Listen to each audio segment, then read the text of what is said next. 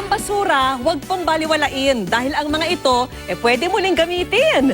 Tutok na po sa aming mga do-it-yourself project na magbibigay pakinabang sa patapong mga bagay. Sigurado akong sa bahay ninyo meron kayo ng mga ito. Garapon, lumang bimpo, pinaglitan o kupas na polo at gamit na plastic bag. Madalas ang ending ng mga ito sa cabinet o sa basurahan. Mga kapuso, kung pagtitipid ang inyong New Year's resolution, upcycling ang aming solusyon. Ang mga luma at mga patapon yung gamit, bibigyan namin ng transformation na sigurado kaming maganda na, kapaki-pakinabang pa. Yan ang good news natin namin ngayon. Kasama ang crafter na si Kim Tiam Lee, tuturuan namin kayong i-makeover ang mga gamit na inaakala nyong wala ng silbi.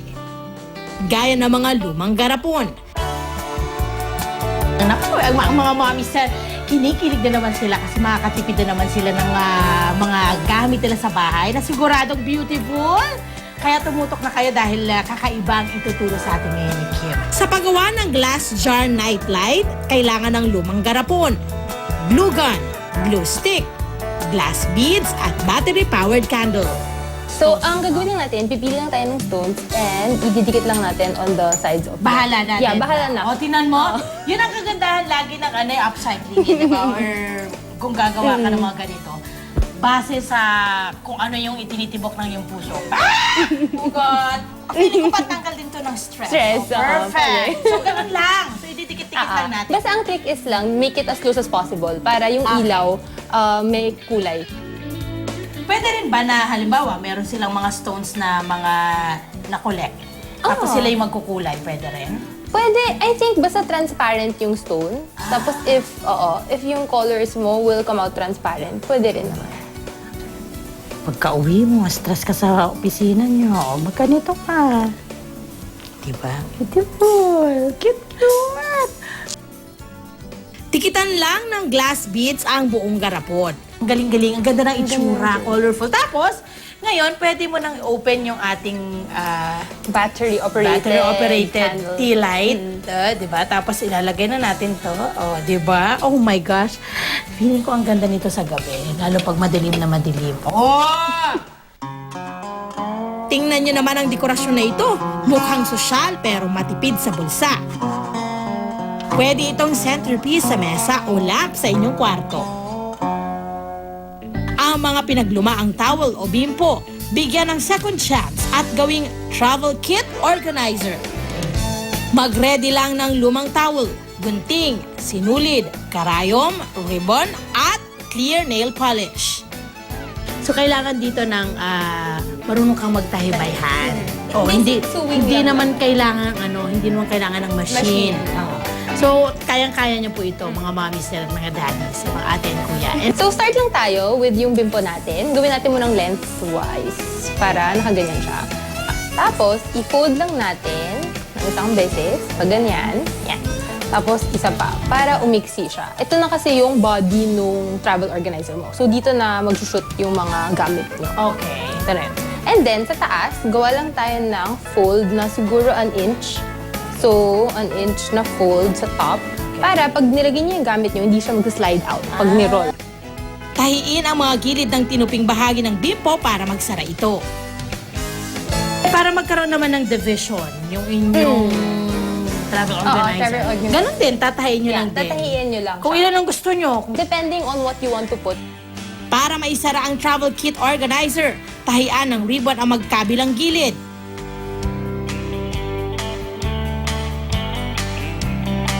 Lagyan ng clear nail polish ang mga buhol para masil ang mga ito. Ayan! Nagawa na po namin yung aming travel kit. Organizer. So, kung gusto nyo, pwede rin mga brush. Yung makeup brushes na yan, lalagay nyo dyan. Ayan, tapos, gaganyan po. Roll mo lang. So, pwede rin mga bath products. Ang maganda pa rito, kung ilalagay nyo dito yung mga gadgets nyo, di kayo yung mga wires nyo, protected siya kasi malambot. As easy as 1, 2, 3, meron na kayong travel kit organizer. Nakatipid na kayo, naayos pa ang mga gamit nyo. Mula naman sa pinaglumaan at pinagliitang mga polo, makagagawa ng cute na cooking outfit. Nako, I'm sure marami dyan. Mga tatay ng tahanan na may mga polo or mga damit na hindi nagagamit at talagang nandun lang sa aparador. Nako, this is your chance na mapakinabangan ng mga yan. Bukod sa lumang polo, kailangan lang ng gunting, fabric glue at ribbon. Mag-start lang tayo with yung polo. Bubuksan lang natin, parang ganyan. Tapos, gugupitan lang natin siya nung shape ng apron. So basically, ganun lang. Tapos para sa arms, tapos straight na. Pagkagupit sa manggas, gupitin din ang gilid ng polo.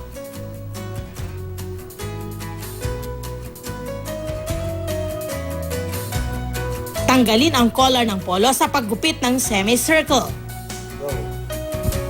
Ayan, o diba? Yung ginagawa ni Kim, walang collar. Yung akin, iniwan ko yung collar. Para may... Design. Mukha kang formal. O, diba? Kahit nagluluto ka. Isipin mo yon. So pagkagupit natin ng mga sleeves, lalagyan na natin siya ng ribbon para maging strap dito sa leeg tsaka dito sa likod. So para masuot natin yung aprons.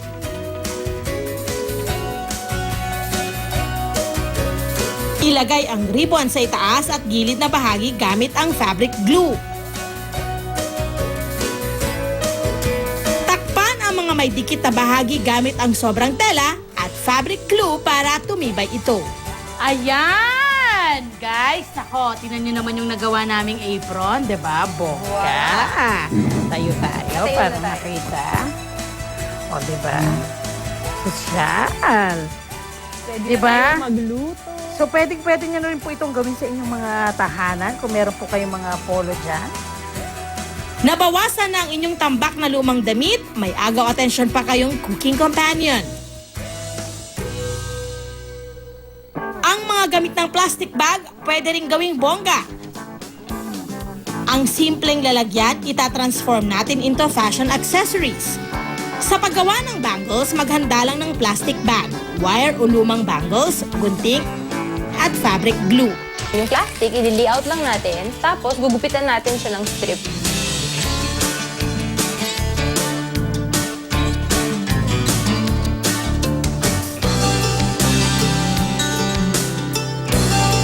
Ipitin ng wire ang plastic.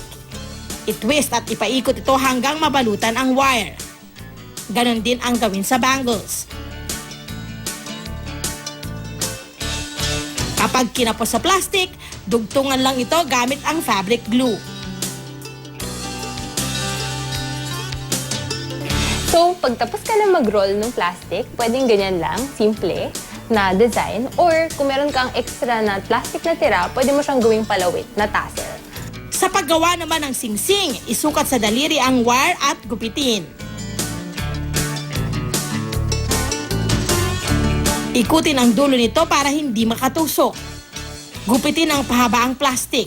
I-twist din ito habang binabalutan ang buong wire.